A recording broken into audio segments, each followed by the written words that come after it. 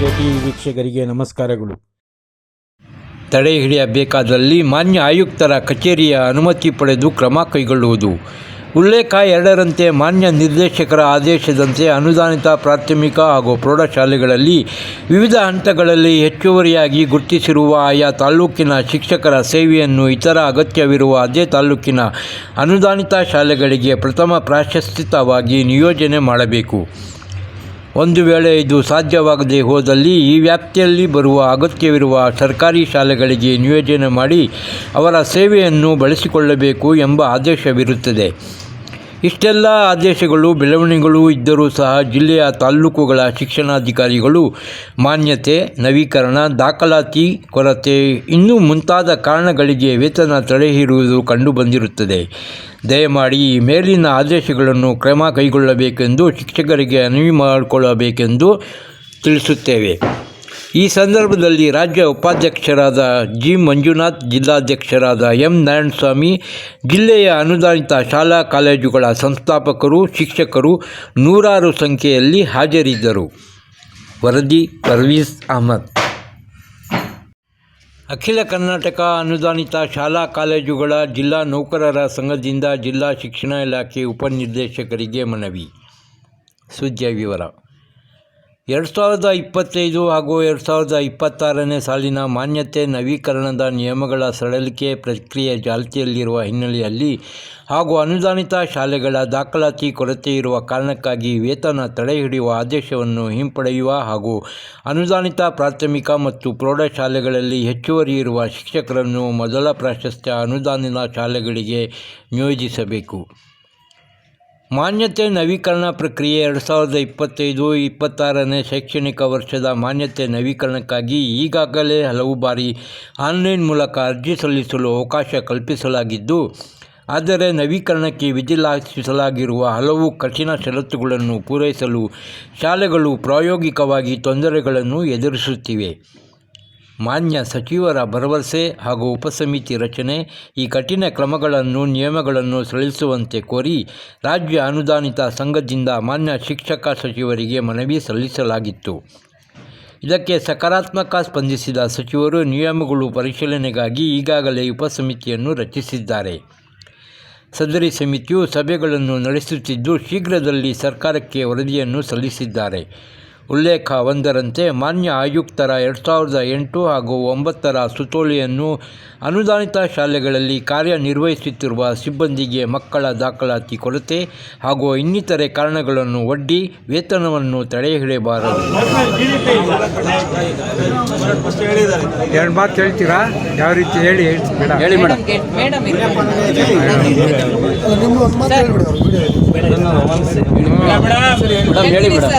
ಹೇಳಿ ಮೇಡಮ್.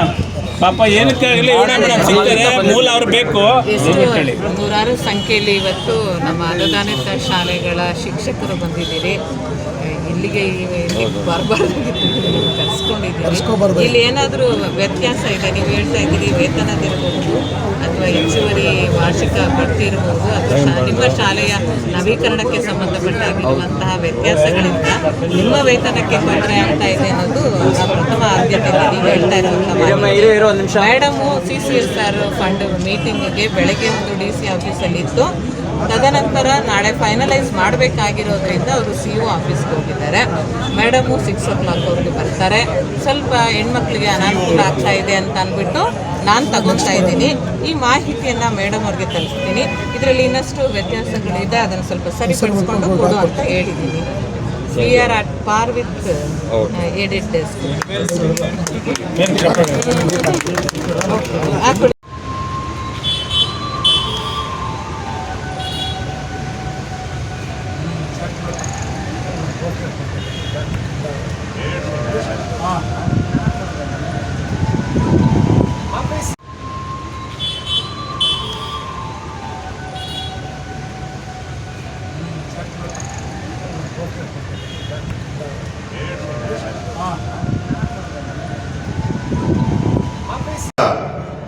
ವತಿಯಿಂದ ಇಂದು ಕೋಲಾರ DDPI ಕಚೇರಿಯಲ್ಲಿ ಮಾನ್ಯ DDPI ಮೇಡಮ್ನವರನ್ನು ಭೇಟಿಯಾಗಬೇಕು ಅಂತ ಹೇಳ್ಬಿಟ್ಟು ಜಿಲ್ಲೆಯಾದ್ಯಂತ ಎಲ್ಲ ತಾಲೂಕುಗಳಿಂದ ಎಲ್ಲ ಶಿಕ್ಷಕ ಬಂಧುಗಳ ವತಿಯಿಂದ ಇಂದು ಕೋಲಾರ DDPI ಕಚೇರಿಯಲ್ಲಿ ಮಾನ್ಯ DDPI ಮೇಡಮ್ನವರನ್ನು ಭೇಟಿಯಾಗಬೇಕು ಅಂತ ಹೇಳ್ಬಿಟ್ಟು ಜಿಲ್ಲೆಯಾದ್ಯಂತ ಎಲ್ಲ ತಾಲೂಕುಗಳಿಂದ ಎಲ್ಲ ಶಿಕ್ಷಕ ಬಂಧುಗಳು ZP ಮತ್ತು ಜಿಲ್ಲಾಧಿಕಾರಿಗಳ ಕಚೇರಿಗೆ ಹೋಗಿರುವುದರಿಂದ ನಾವು ಮೆಮೊರಾಂಡಮ್ ಅನ್ನು ವೀಣಾ ಮೇಡಮ್ನವ್ರಿಗೆ ಸಲ್ಲಿಸಿದ್ದೇವೆ.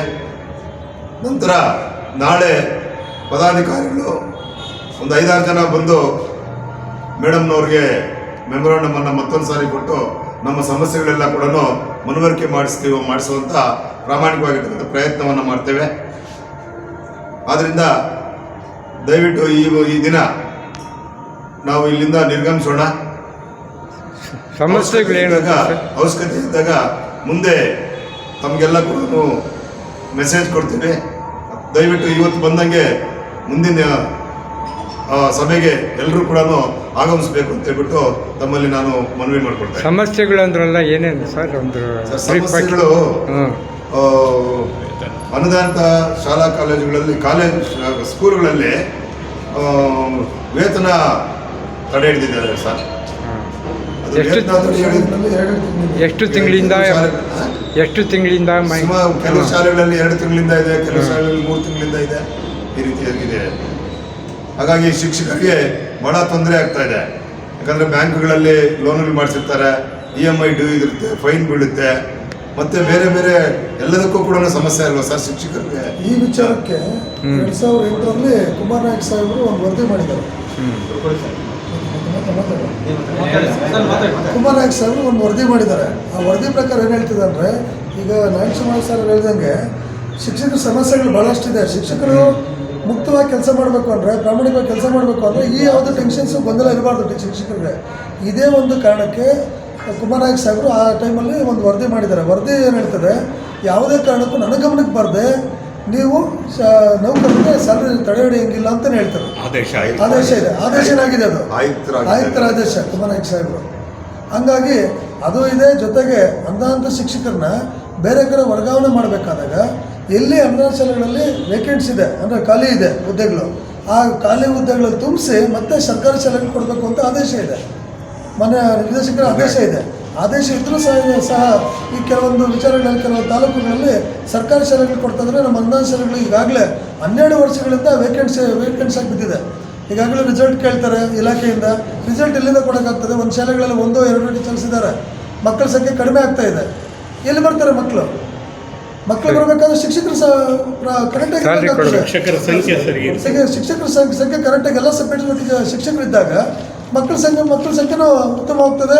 ಈಗೇನು ದಾಖಲಾತಿ ಕೊರತೆ ಅಂತೇಳಿ ಇವರು ಇಲಾಖೆಯವರು ವೇತನ ತಡೆ ಹಿಡಿತಾ ಇದ್ದಾರೆ. ಇವೆಲ್ಲ ಸಮಸ್ಯೆಗಳು ಪರಿಹಾರ ಸಿಗ್ತದೆ. ಸರ್ಕಾರನೇ ಈ ಥರ ಮಾಡಬೇಕಾದಾಗ ಆದೇಶ ಆಗಿದೆ.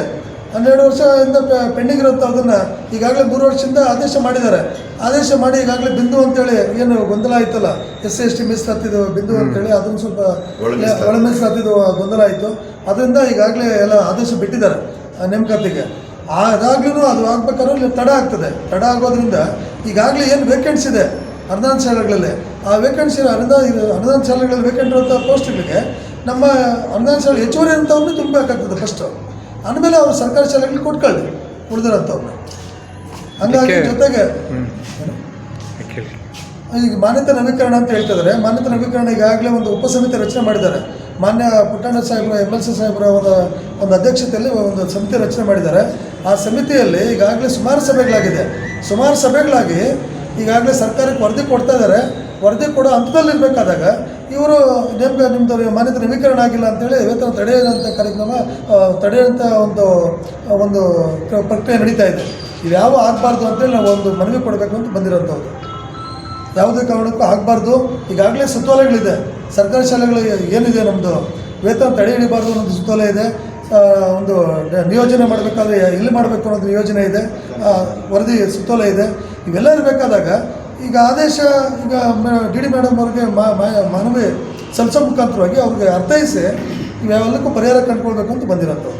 ತಾವು ಇಲ್ಲಿ ಯಾವ ಅನುದಾನಿತ ಮತ್ತು ದಾನಿತ ಶಿಕ್ಷಕರ ಶಾಲೆಗಳ ಅಖಿಲ ಕರ್ನಾಟಕ ಶಾಲಾ ಕಾಲೇಜು ನೌಕರ ಸಂಘದಲ್ಲಿ ರಾಜ್ಯ ಉಪಾಧ್ಯಕ್ಷನಾಗಿದ್ದೆ ನಾನು.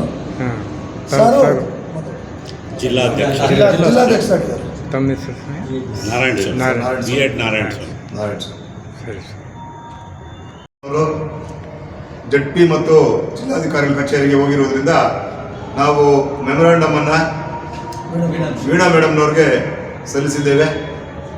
ನಂತರ ನಾಳೆ ಪದಾಧಿಕಾರಿಗಳು ಒಂದು 5-6 ಜನ ಬಂದು ಮೇಡಮ್ನವ್ರಿಗೆ ಮೆಮೊರಾಂಡಮ್ ಅನ್ನು ಮತ್ತೊಂದು ಸಾರಿ ಕೊಟ್ಟು ನಮ್ಮ ಸಮಸ್ಯೆಗಳೆಲ್ಲ ಕೂಡ ಮನವರಿಕೆ ಮಾಡಿಸುವಂಥ ಪ್ರಾಮಾಣಿಕವಾಗಿರ್ತಕ್ಕಂಥ ಪ್ರಯತ್ನವನ್ನು ಮಾಡ್ತೇವೆ.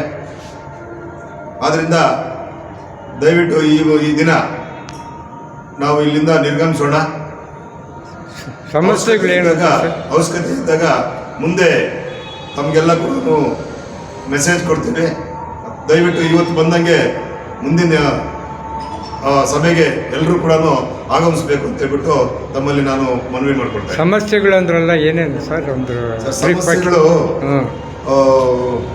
ಅನುದಾನಿತ ಶಾಲಾ ಕಾಲೇಜುಗಳಲ್ಲಿ ಸ್ಕೂಲ್ಗಳಲ್ಲಿ ವೇತನ ತಡೆ ಹಿಡಿದಿದ್ದಾರೆ ಸರ್. ಅದು ವೇತನ ತಡೆ ಹಿಡಿದು ಎಷ್ಟು ತಿಂಗಳಿಂದ ಕೆಲವು ಶಾಲೆಗಳಲ್ಲಿ 2 ತಿಂಗಳಿಂದ ಇದೆ, ಕೆಲವು ಶಾಲೆಗಳಲ್ಲಿ 3 ತಿಂಗಳಿಂದ ಇದೆ. ಈ ರೀತಿಯಾಗಿದೆ. ಹಾಗಾಗಿ ಶಿಕ್ಷಕರಿಗೆ ಬಹಳ ತೊಂದರೆ ಆಗ್ತಾ ಇದೆ. ಯಾಕಂದರೆ ಬ್ಯಾಂಕ್ಗಳಲ್ಲಿ ಲೋನಲ್ಲಿ ಮಾಡಿಸಿರ್ತಾರೆ, EMI ಡ್ಯೂ ಇರುತ್ತೆ, ಫೈನ್ ಬೀಳುತ್ತೆ, ಮತ್ತೆ ಬೇರೆ ಬೇರೆ ಎಲ್ಲದಕ್ಕೂ ಕೂಡ ಸಮಸ್ಯೆ ಅಲ್ವಾ ಸರ್ ಶಿಕ್ಷಕರಿಗೆ? ಈ ವಿಚಾರಕ್ಕೆ 2008ರಲ್ಲಿ ಕುಮಾರ್ ನಾಯಕ್ ಸಾಹೇಬರು ಒಂದು ವರದಿ ಮಾಡಿದ್ದಾರೆ. ಕುಮಾರ್ ನಾಯಕ್ ಸಾಹೇಬರು ಒಂದು ವರದಿ ಮಾಡಿದ್ದಾರೆ. ಆ ವರದಿ ಪ್ರಕಾರ ಏನು ಹೇಳ್ತಿದೆ ಅಂದರೆ, ಈಗ ನಾರಾಯಣ ಸರ್ ಹೇಳ್ದಂಗೆ ಶಿಕ್ಷಕರ ಸಮಸ್ಯೆಗಳು ಭಾಳಷ್ಟಿದೆ. ಶಿಕ್ಷಕರು ಮುಕ್ತವಾಗಿ ಕೆಲಸ ಮಾಡಬೇಕು ಅಂದರೆ, ಪ್ರಾಮಾಣಿಕವಾಗಿ ಕೆಲಸ ಮಾಡಬೇಕು ಅಂದರೆ ಈ ಯಾವುದೇ ಟೆನ್ಷನ್ಸು ಗೊಂದಲ ಇರಬಾರ್ದು ಶಿಕ್ಷಕರಿಗೆ. ಇದೇ ಒಂದು ಕಾರಣಕ್ಕೆ ಕುಮಾರ್ ನಾಯಕ್ ಸಾಹೇಬರು ಆ ಟೈಮಲ್ಲಿ ಒಂದು ವರದಿ ಮಾಡಿದ್ದಾರೆ. ವರದಿ ಏನು ಹೇಳ್ತದೆ, ಯಾವುದೇ ಕಾರಣಕ್ಕೂ ನನ್ನ ಗಮನಕ್ಕೆ ಬರದೆ ನೀವು ನೌಕರರಿಗೆ ಸ್ಯಾಲರಿ ತಡೆ ಹಿಡಿಯಂಗಿಲ್ಲ ಅಂತಲೇ ಹೇಳ್ತಾರೆ. ಆದೇಶ ಇದೆ. ಆದೇಶ ಏನಾಗಿದೆ, ಅದು ಆಯುಕ್ತರ ಆದೇಶ ಕುಮಾರ್ ನಾಯಕ್ ಸಾಹೇಬರು. ಹಂಗಾಗಿ ಅದು ಇದೆ. ಜೊತೆಗೆ ಅನುದಾನಿತ ಶಿಕ್ಷಕರನ್ನ ಬೇರೆ ಕಡೆ ವರ್ಗಾವಣೆ ಮಾಡಬೇಕಾದಾಗ ಎಲ್ಲಿ ಅನುದಾನ ಶಾಲೆಗಳಲ್ಲಿ ವೇಕೆನ್ಸಿ ಇದೆ ಅಂದರೆ ಖಾಲಿ ಇದೆ ಹುದ್ದೆಗಳು, ಆ ಖಾಲಿ ಹುದ್ದೆಗಳು ತುಂಬಿಸಿ ಮತ್ತೆ ಸರ್ಕಾರಿ ಶಾಲೆಗಳು ಕೊಡಬೇಕು ಅಂತ ಆದೇಶ ಇದೆ. ಮನೆ ನಿರ್ದೇಶಕರ ಆದೇಶ ಇದೆ. ಆದೇಶ ಇದ್ದರೂ ಸಹ ಈ ಕೆಲವೊಂದು ವಿಚಾರಗಳಲ್ಲಿ ಕೆಲವೊಂದು ತಾಲೂಕುಗಳಲ್ಲಿ ಸರ್ಕಾರಿ ಶಾಲೆಗಳು ಕೊಡ್ತಾ ಇದ್ದಾರೆ. ನಮ್ಮ ಅನುದಾನ ಶಾಲೆಗಳು ಈಗಾಗಲೇ 12 ವರ್ಷಗಳಿಂದ ವೇಕೆನ್ಸಿ ಆಗಿ ಬಿದ್ದಿದೆ. ಈಗಾಗಲೇ ರಿಸಲ್ಟ್ ಕೇಳ್ತಾರೆ ಇಲಾಖೆಯಿಂದ. ರಿಸಲ್ಟ್ ಎಲ್ಲಿಂದ ಕೊಡೋಕ್ಕಾಗ್ತದೆ? ಒಂದು ಶಾಲೆಗಳಲ್ಲಿ 1-2 ಟೀಚರ್ಸ್ ಇದ್ದಾರೆ. ಮಕ್ಕಳ ಸಂಖ್ಯೆ ಕಡಿಮೆ ಆಗ್ತಾ ಇದೆ. ಎಲ್ಲಿ ಬರ್ತಾರೆ ಮಕ್ಕಳು ಬರಬೇಕಾದ್ರೆ ಶಿಕ್ಷಕರು ಕರೆಕ್ಟಾಗಿ ಶಿಕ್ಷಕರ ಸಂಖ್ಯೆ ಕರೆಕ್ಟಾಗಿ ಎಲ್ಲ ಸಬ್ಜೆಕ್ಟ್ ಶಿಕ್ಷಕರು ಇದ್ದಾಗ ಮಕ್ಕಳ ಸಂಖ್ಯೆನೂ ಉತ್ತಮವಾಗ್ತದೆ. ಈಗೇನು ದಾಖಲಾತಿ ಕೊರತೆ ಅಂತೇಳಿ ಇವರು ಇಲಾಖೆಯವರು ವೇತನ ತಡೆ ಹಿಡಿತಾ ಇದ್ದಾರೆ. ಇವೆಲ್ಲ ಸಮಸ್ಯೆಗಳು ಪರಿಹಾರ ಸಿಗ್ತದೆ. ಸರ್ಕಾರನೇ ಈ ಥರ ಮಾಡಬೇಕಾದಾಗ ಆದೇಶ ಆಗಿದೆ. 12 ವರ್ಷದಿಂದ ಪೆಂಡಿಂಗ್ ಇರುತ್ತೆ. ಅದನ್ನು ಈಗಾಗಲೇ 3 ವರ್ಷದಿಂದ ಆದೇಶ ಮಾಡಿದ್ದಾರೆ. ಆದೇಶ ಮಾಡಿ ಈಗಾಗಲೇ ಬಿಂದು ಅಂತೇಳಿ ಏನು ಗೊಂದಲ ಆಯ್ತಲ್ಲ, SC/ST ಮೀಸಲಾತಿದ್ದು ಬಿಂದು ಅಂತೇಳಿ ಅದನ್ನು ಸ್ವಲ್ಪ ಒಳ ಮೀಸಲಾತಿದ್ದು ಗೊಂದಲ ಆಯಿತು.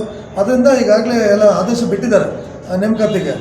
ಅದಾಗ್ಲೂ ಅದು ಆಗ್ಬೇಕಾದ್ರೆ ತಡ ಆಗ್ತದೆ. ತಡ ಆಗೋದ್ರಿಂದ ಈಗಾಗಲೇ ಏನು ವೇಕೆನ್ಸಿ ಇದೆ ಅನುದಾನ ಶಾಲೆಗಳಲ್ಲಿ, ಆ ವೇಕೆನ್ಸಿ ಅನುದಾನ ಶಾಲೆಗಳಲ್ಲಿ ವೇಕೆಂಟ್ ಇರುವಂಥ ಪೋಸ್ಟ್ಗಳಿಗೆ ನಮ್ಮ ಅನುದಾನ ಶಾಲೆ ಹೆಚ್ಚುವರಿ ಅಂಥವ್ರನ್ನ ತುಂಬಬೇಕಾಗ್ತದೆ ಫಸ್ಟು.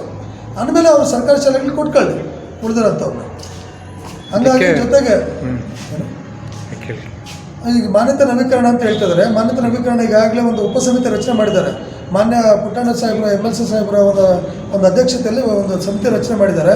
ಆ ಸಮಿತಿಯಲ್ಲಿ ಈಗಾಗಲೇ ಸುಮಾರು ಸಭೆಗಳಾಗಿ ಈಗಾಗಲೇ ಸರ್ಕಾರಕ್ಕೆ ವರದಿ ಕೊಡ್ತಾ ಇದ್ದಾರೆ.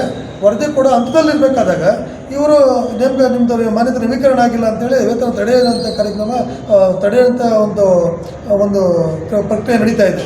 ಇವ್ಯಾವ ಆಗಬಾರ್ದು ಅಂತೇಳಿ ನಾವು ಒಂದು ಮನವಿ ಕೊಡಬೇಕು ಅಂತ ಬಂದಿರೋಂಥವ್ರು. ಯಾವುದೇ ಕಾರಣಕ್ಕೂ ಆಗಬಾರ್ದು. ಈಗಾಗಲೇ ಸುತ್ತೋಲೆಗಳಿದೆ. ಸರ್ಕಾರಿ ಶಾಲೆಗಳು ಏನಿದೆ ನಮ್ಮದು ವೇತನ ತಡೆ ಹಿಡಿಬಾರ್ದು ಅನ್ನೋದು ಸುತ್ತೋಲೆ ಇದೆ.